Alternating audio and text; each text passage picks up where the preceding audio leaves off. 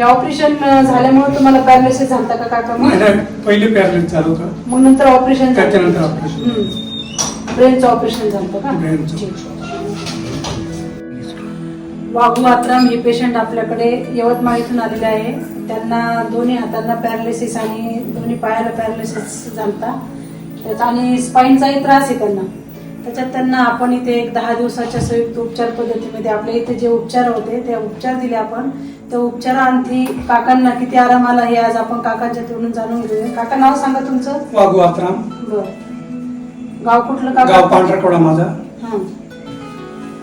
मला इथे या दवाखान्यामध्ये आल्यावर त्यानंतर 70% वर आराम मिळाला. अच्छा. माझ्या अंगात थोडस बी शक्ती नव्हती पहिले, ताकद नव्हती बिलकुल. नव्हतं. आता माझे हात पाय टाईट झाले. मी पलंगवर स्वतः झोपू शकतो, नाही तर